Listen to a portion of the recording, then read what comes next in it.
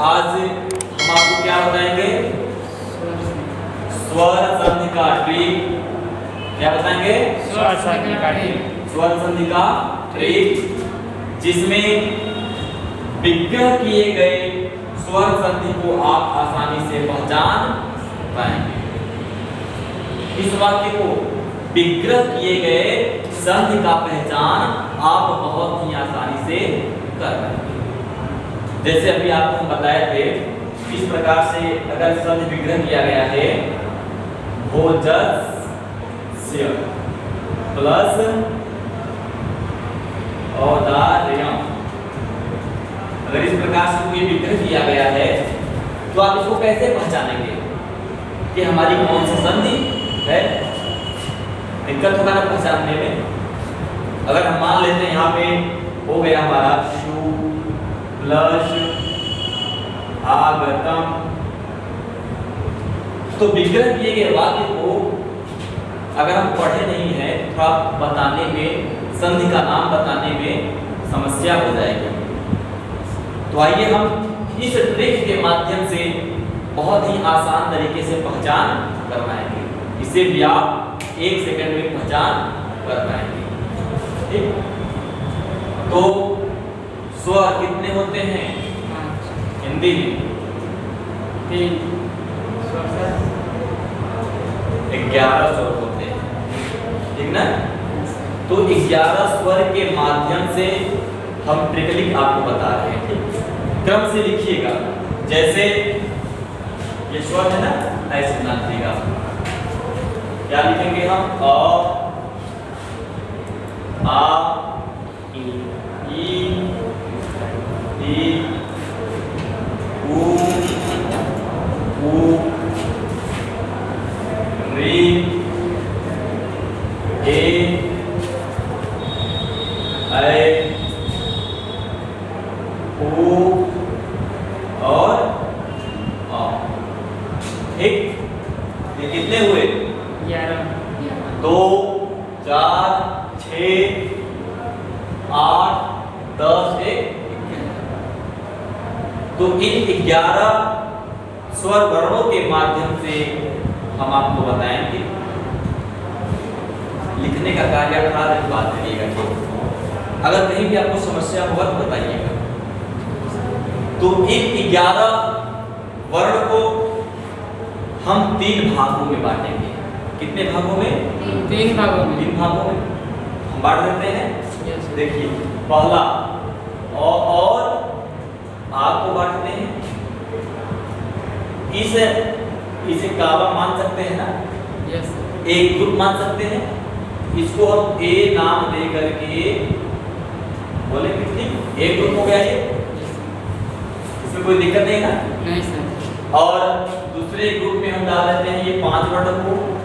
ठीक? इसका नाम क्या देंगे हम? B group. कोई दिक्कत? और इन 4 वर्णों को हम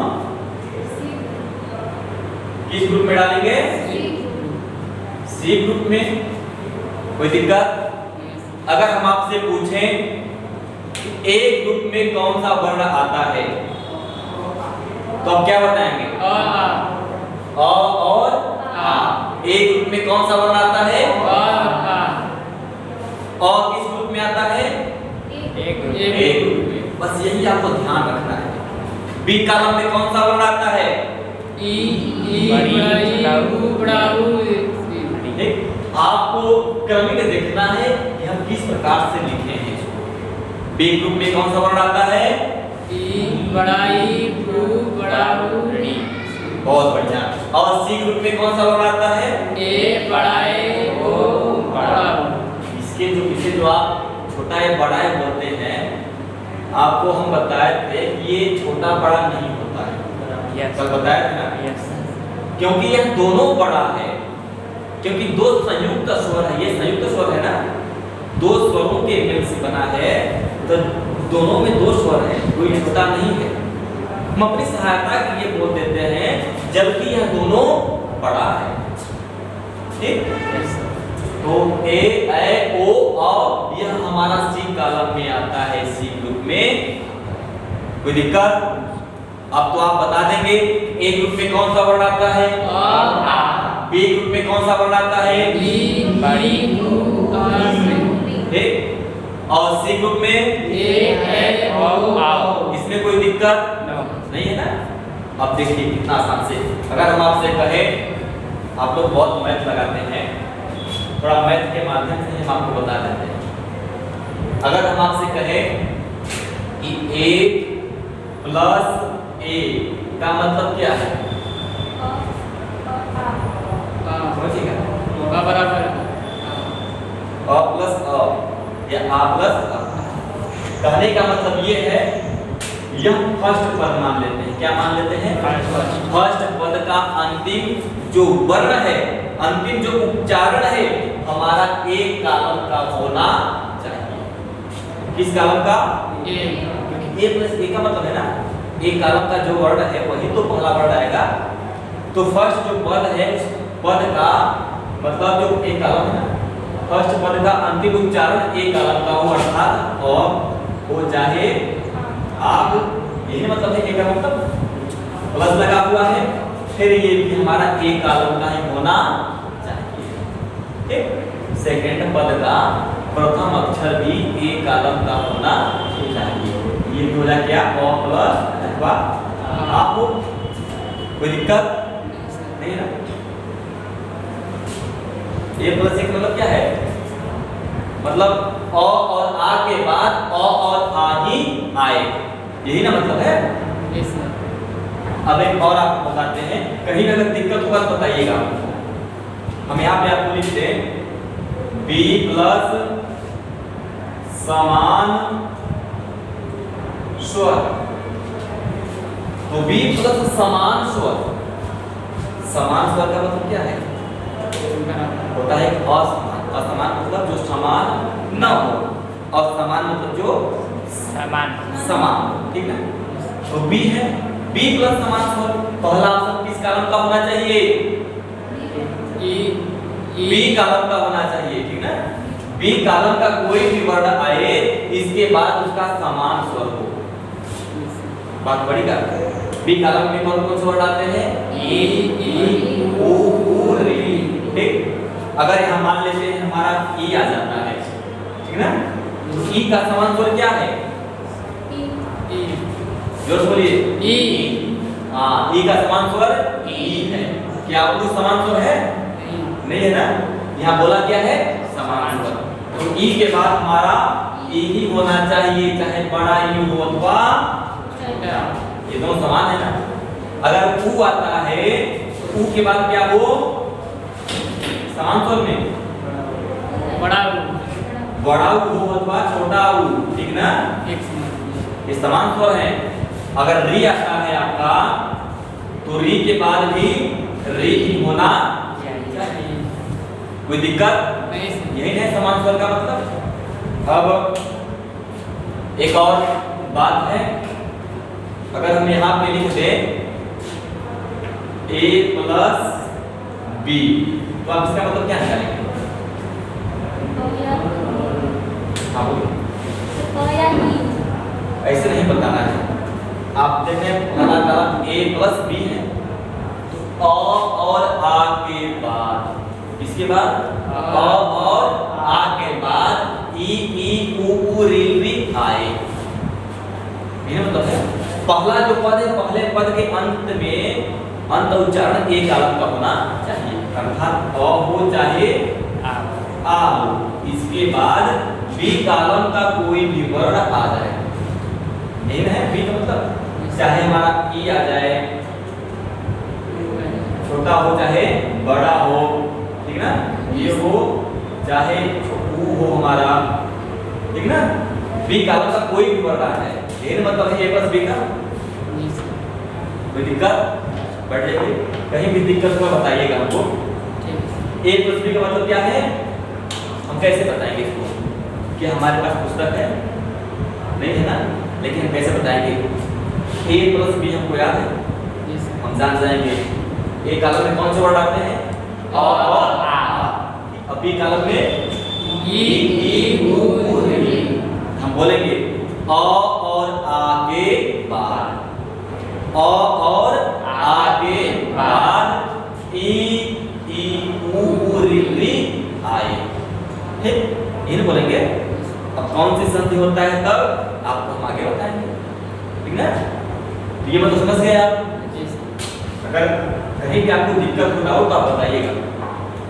अगर आपसे कहें हम B प्लस और समान स्वर, अभी तो हम समान पढ़े थे ना, क्या पढ़े थे? समान स्वर। लेकिन अब क्या पढ़ेंगे? असमान स्वर। असमान मतलब क्या है? जो समान न हो। अब जैसे बी कालम का कोई वर्ड हम ले लें, ई ले लेते हैं, तो ई के बाद क्या आ जाए? ई तो समान स्वर हो जाएगा। और समान स्वर में कोई भी वर्ड आ सकता है, ऊ भी आ सकता है, री भी आ सकता है, अ भी आ सकता है। यही ना असमान स्वर हुआ।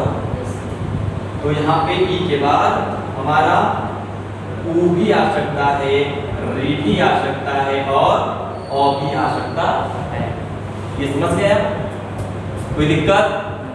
बी प्लस असमान स्वर अर्थात हम कैसे बताएंगे इसको? ई ई ऊ री के बाद असमान स्वर आए। यही ना? कौन सा स्वर है? असमान स्वर। तो ये भी आप समझ गए। एक और इसको आप समझे रहेंगे तो जो हम आपको बताएंगे वो तुरंत दिमाग में बैठ जाएगा, ठीक ना। अगर हम आपसे बोले A प्लस सी, इसका मतलब क्या है? अ और आ के बाद ए आए, ओ आओ आए, ठीक ना। अर्थात पहले पद का अंतिम जो अक्षर है उसका उच्चारण ए कालम का होना चाहिए, अर्थात अ और जो सेकंड पद है उसका प्रथम वर्ण प्रथम अक्षर किस कालम का हो? सी कालम का। जैसे यहाँ पर देखिएगा,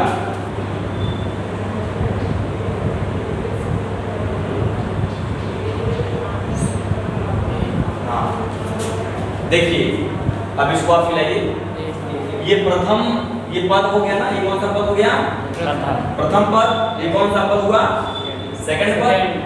तो हम क्या बोले? प्रथम पद का अंतिम अक्षर का जो उच्चारण है वो हमारा ए कालम का होना। तो क में किसका उच्चारण आया है? किसका उच्चारण है? क। बोलिए अ का आया है ना? जी सर। ठीक। और इधर इसमें सेकंड पद का प्रथम अक्षर कौन सा है? ए है ना? Yes sir. ये अ हमारा किस कालम का है? क्या सर? अ किस ग्रुप का है? ए ग्रुप का। ए ग्रुप का है ना? Yes sir. और ये किस ग्रुप का है? सी ग्रुप। सी ग्रुप का। तो हम ऐसे पहचान लिए ना, ए प्लस सी, ठीक ना। अब पहचान के आगे बताएंगे आपको। एक थॉट समझिएगा आप यहाँ पे। लास्ट हम आपको बोल देते हैं यहाँ पे सी प्लस असमान स्वर, ठीक। जैसे आप बी प्लस असमान स्वर पढ़े थे वैसे हमारा कहिए सी प्लस असमान। अब सी ग्रुप में कौन सा वर्ड आता है? ए ओ औ के बाद कोई असमान स्वर आए। क्या है? असमान स्वर। हमारा यहाँ ए के बाद ओ भी आ सकता है, ठीक ना। एक के बाद हमारा ऊ भी आ सकता है, ओ के बाद हमारा चाहे छोटा हो या बड़ा बड़ा, ये मत देखिएगा। इसके बाद हमारा ए भी आ सकता है, ई भी आ सकता है, अ भी आ सकता है, लेकिन समान स्वर नहीं आना चाहिए। यही ना मतलब है? Yes sir. Om Prakash, yes sir. कोई दिक्कत? नहीं सर। अब आइए आप बताते हैं इसके भेद और पहचान। तो संधि कितने प्रकार के होते हैं? 5 प्रकार के। Yes sir. तो पहला कौन सा है? दीर्घ संधि। दीर्घ संधि बहुत ही आसान है, देखिएगा। इसका फार्मूला क्या है हमारा, बस यही याद रखिएगा और समझिएगा, a प्लस ए। ठीक, इसीलिए आपको हम समझाने का प्रयास किए थे कि इसका मतलब समझ जाइए। a प्लस ए अथवा b प्लस समान स्वर, क्या हो गया, b प्लस समान स्वर, ये फार्मूला है इसका। ठीक, अब जैसे देखिएगा हम कैसे पहचान करेंगे। अब यहाँ पे देखिए देवालय, ठीक ना, इसका हम विग्रह करते हैं देव प्लस आलय। हमको नहीं पता है कि यह कौन सी संधि है, विग्रह किया गया वाक्य हमको नहीं पता है कि कौन सी संधि है, लेकिन हम कैसे पहचान करेंगे, हम देखेंगे कि फर्स्ट पद का अंतिम अक्षर जो है, अंतिम जो वर्ण है उसमें उच्चारण किसका आ रहा है। देव व में किसका उच्चारण आया, अ का आया ना, व में अ का उच्चारण है ना, और इसमें क्या है, सेकंड पद का प्रथम वर्ण अक्षर उच्चारण का आ है ना। ठीक, अब हम मिलाएंगे, ए हमारा किस कारण का है, ये किस ग्रुप का है, ए ग्रुप का, और हमारा ये सेकंड पद का ए ग्रुप का। तो आप देखें ए प्लस ए हमारा किस फॉर्मूले में है, दीर्घ संधि। तो विग्रह किए गए वाक्य को हम बता दिए ना दीर्घ संधि का है। क्या हमने इसको समझ पाया कि कौन सी संधि है इसे, लेकिन a प्लस ए के माध्यम से हम तुरंत समझ गए कि हमारी कौन सी संधि है, दीर्घ संधि। ठीक, एक और तरीका बताएं आपको, जी सर, जैसे देखिएगा भीम प्लस आलय, हमको नहीं पता है कि कौन सी संधि है, मान लेते हैं। अब हम कैसे पहचानेंगे, देखेंगे प्रथम पद का जो अंतिम वर्ण है उसमें किसका उच्चारण आया है, ही म में किसका उच्चारण है, प्रथम पद का अंतिम वर्ण म है ना, अब म में किसका उच्चारण है, हाँ बोलिए, ठीक, अ है ना। अब सेकंड पद का प्रथम वर्ण किसका उच्चारण है, आ। ठीक, इतना तो हम कर ही सकते हैं, इसमें तो कोई बहुत ज्यादा दिमाग लगाने वाली बात है नहीं। अब हम देखेंगे ये अ हमारा किस ग्रुप का है, ए ग्रुप का, और ये हमारा किस ग्रुप का है, ए ग्रुप का। फिर हमारा फार्मूला बैठ गया a प्लस ए का। अब a प्लस ए हमारा किस संधि का दीर्घ है, दीर्घ संधि। तो हम पहचान कर लिए ना, कोई दिक्कत। ठीक, अब एक और देखिएगा यहाँ पे, जैसे यहाँ पे हम लिख देते हैं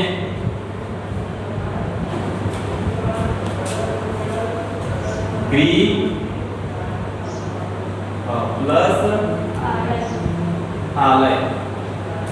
ठीक, अब इसको आप कैसे पहचान करेंगे सर, ह में किसकी मात्रा है, गृह में अ की मात्रा है, किसकी मात्रा है, और सेकंड पद में आ। ये किस ग्रुप का है हमारा, ए ग्रुप का। ये किस ग्रुप का है, ए ग्रुप का। ए प्लस ए हो गया हमारा, कौन से संधि का पहचान है ये, दीर्घ संधि। कोई दिक्कत। अब आपको बी प्लस समान स्वर बता दे, ये भी समझिएगा। जैसे हम यहाँ पे लिख देते हैं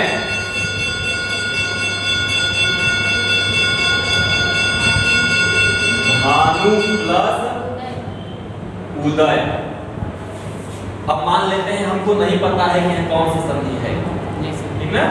तो हम क्या पहचान करेंगे, प्रथम पद का जो अंतिम वर्ण है उसमें किसका उच्चारण है, उ शब्द का, ठीक ना, छोटा उ है ना। Yes sir. और सेकंड पद का जो प्रथम वर्ण है उसमें किसका उच्चारण है, उ का। कौन सा वर्ण है, उ। तो ये हमारा उ किस कालम का है, बी का। बी कालम का। और ये हमारा उ हमारा समान स्वर है या असमान स्वर, समान स्वर है ना। Yes sir. तो बी प्लस समान स्वर लिख देंगे ना, कोई दिक्कत कि b प्लस बी लिखेंगे, क्योंकि b प्लस बी लिखेंगे तो b में बहुत सारे वर्ड आते हैं जो असमान ही है।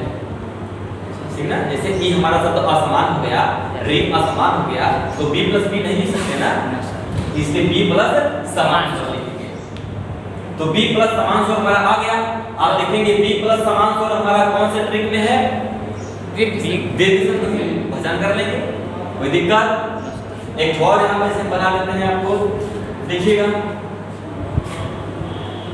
Copy plus is. हमको नहीं पता है कौन सा संधि है, लेकिन आप पहचानिए, बताइए। और आया सर किसमें आया है, कपीस में, कपी ब में आया है, ई की मात्रा आया है। जो प्रथम पद है, प्रथम पद का अंतिम वर्ण में ई शब्द का उच्चारण आया है, ठीक ना। Yes sir. ब में ई की मात्रा है ना। Yes sir.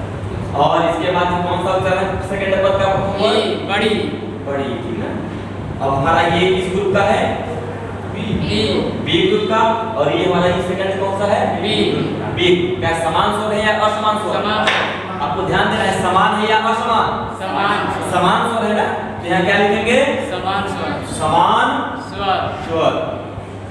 तो आप इस फार्मूले से तो पहचान कर लेंगे हमारी कौन सी संधि है, दीर्घ संधि। कोई दिक्कत सही सर। यही फार्मूला जब आप बैठाएंगे तो दीर्घ संधि में बैठ जाएगा, कोई आपत्ति नहीं है ना। नहीं। अब आइए अगला हम देखते हैं। अब इसी को हम दूसरा कौन सा है, यण संधि।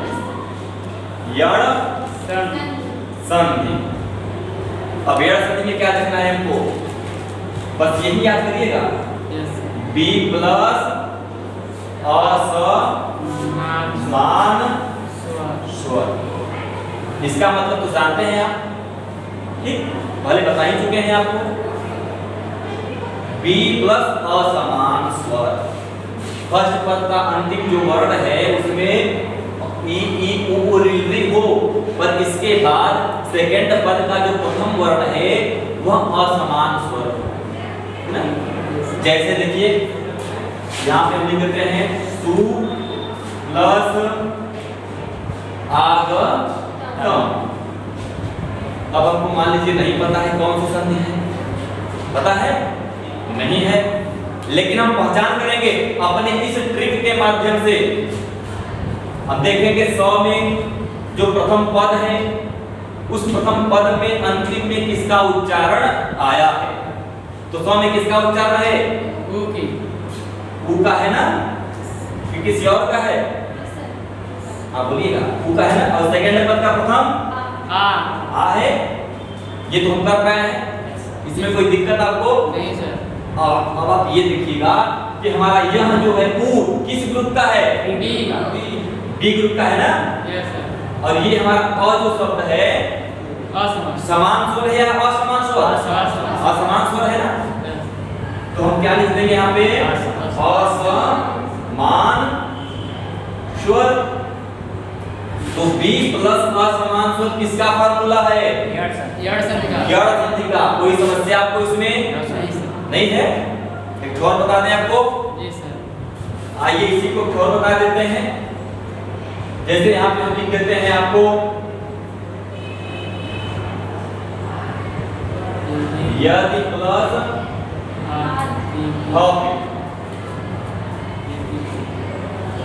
अब देखिए पहचान वही ट्रिक लगाइए जिसे हम बताया थे आपको। यदि द में किसकी मात्रा है, ई की। बोलेंगे आप कब ना, हम तो दोस्तों ही कर रहे हैं। यस द में किसकी मात्रा है, ई की। ई की मात्रा है ना। Yes sir. और इधर सेकंड पद में किसका पद है, और ठीक यस सर। हटा देते हैं। तो ई और प्लस अ, ई हमारा किस ग्रुप का है, बी ग्रुप का। बी ग्रुप का है। और ये अ हमारा किस ग्रुप का है, बी असमान। ए ग्रुप का है, अर्थात असमान स्वर है। जी सर। तो ये क्या लिखेंगे हम, असमान स्वर। कोई दिक्कत नहीं सर। नहीं है ना। अब एक और यहाँ लिख देते हैं, आपको बता देते हैं, गद प्लस ऑपी। ठीक, अब इसका आप पहचान करिए। ई द में किसकी मात्रा आई है, ए की मात्रा ही है। इधर कौन सी मात्रा है? अ की मात्रा है। ये किस कालम का है? बी कालम का है। और ये असमान असमान स्वर है। असमान स्वर। तो बी प्लस असमान स्वर किसका पहचान है? यड़ संधि का। जड़ संधि का। ठीक, बहुत बढ़िया, समझ में आ गया। Yes sir. तो आप यही पहचान करेंगे बी प्लस असमान स्वर तो हमारा यड़ संधि का होगा। कोई दिक्कत? नहीं सर।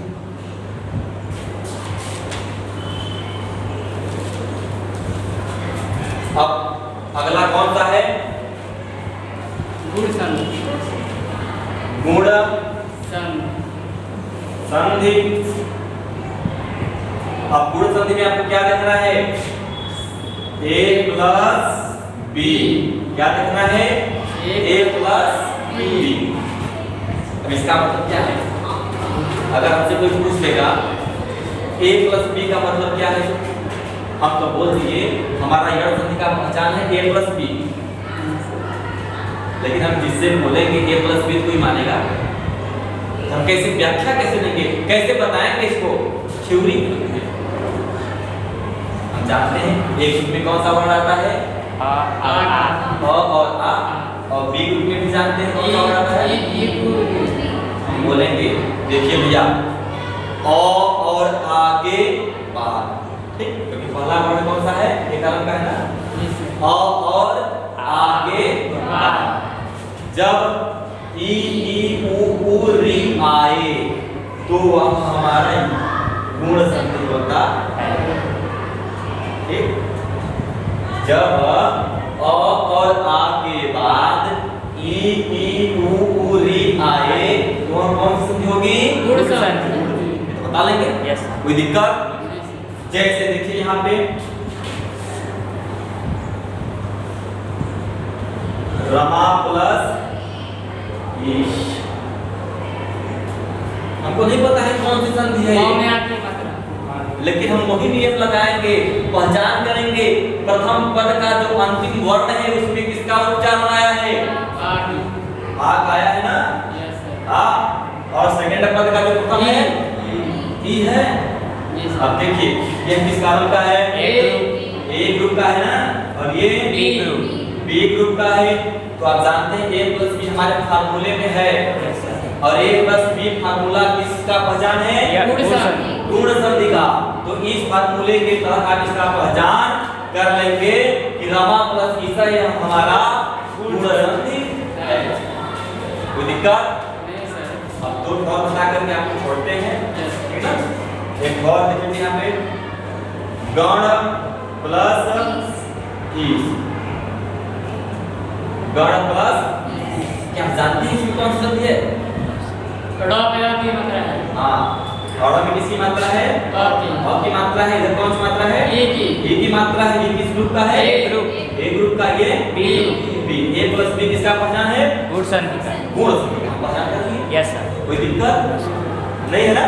अरे तो मैथ का फॉर्मूला है। हाँ? अरे तो मैथ का फॉर्मूला है। हाँ, तो वही तो बताइए, बताएं कहिए। हाँ, मैथ का।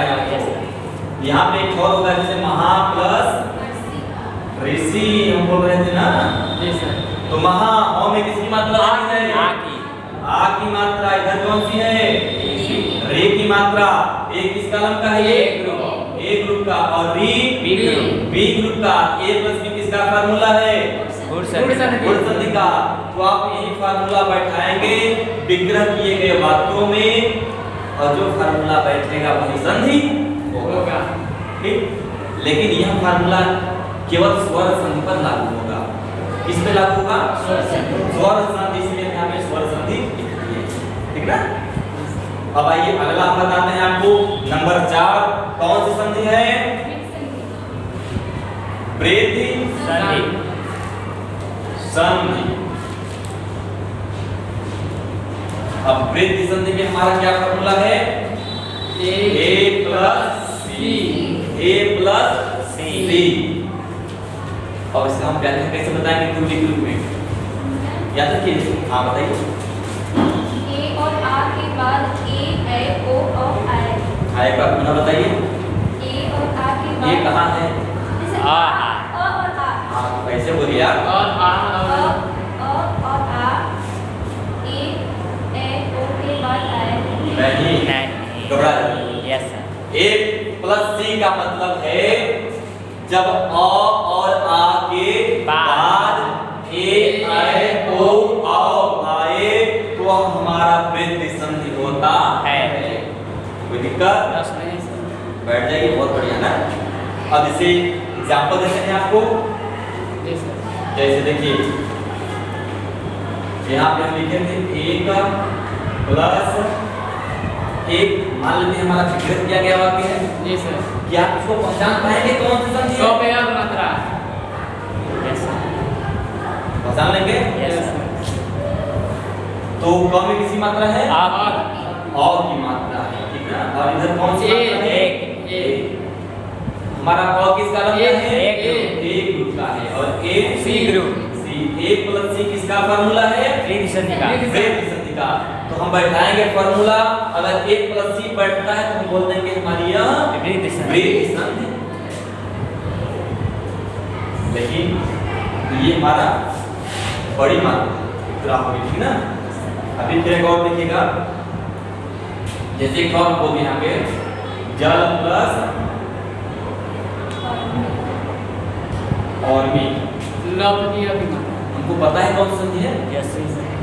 नहीं पता है, मान लेते हैं। मानने में क्या जा रहा है? हम भी फार्मूले को बैठाएंगे, अगर फार्मूला बैठेगा तो संधि का नाम बताएंगे। Yes sir. तो बैठाइए जल प्लस उर्मी। तो जल ज में किसकी उच्चारण होगा? अ की मात्रा है ना। Yes sir. और इधर कौन सा है? ओ। हम फिर मात्रा बैठाएंगे। अ हमारा किस ग्रुप का है? ए ग्रुप का। ए ग्रुप का है। अ हमारा सी ग्रुप का है। किस ग्रुप का है? सी ग्रुप का। ए प्लस सी किसका पहचान है? वृद्धि संधि का। वृद्धि संधि का। कोई दिक्कत? कोई दिक्कत नहीं है ना। बहुत बढ़िया, यही तुम्हें बताना था आपको। अब लास्ट बताएं आपको कि का थोड़ी एग्जांपल दे इसका। हो गया ना। लास्ट कौन सा है?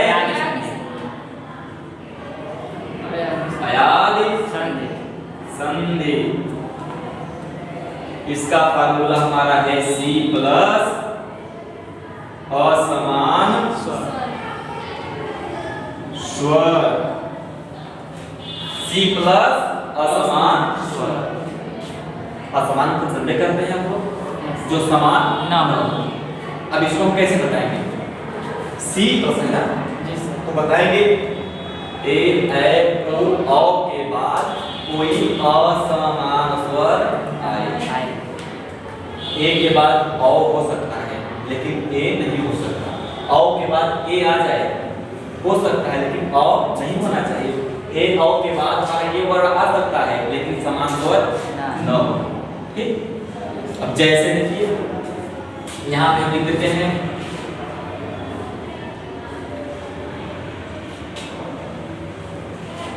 O plus on. O plus on. अब हमको नहीं पता है कौन सी संधि है। अब O प्लस ऑन लिखा हुआ है, कौन सी संधि है? हम मात्रा बैठाएंगे। क्या करेंगे? अपना फार्मूला बैठाएंगे।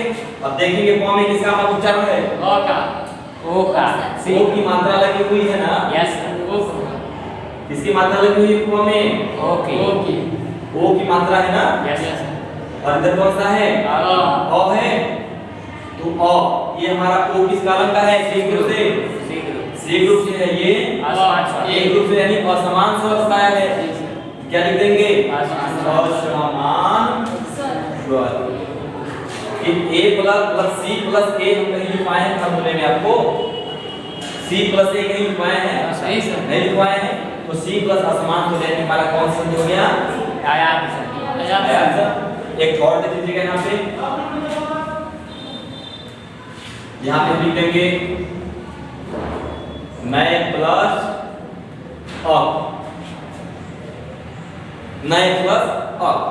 अब देखेंगे नए में किसका मात्रा है? ये वाला है ना। बड़ा क्या करेंगे यहाँ पे? ऐसे लिखेंगे ना। और अ आया है। अब ये हमारा किस ग्रुप से है? ये हमारा असमान स्वर। आप जानते हैं सी प्लस असमान स्वर किसका फार्मूला है? कोई दिक्कत नहीं सही है, समझ में आ गया? चलिए बहुत बढ़िया।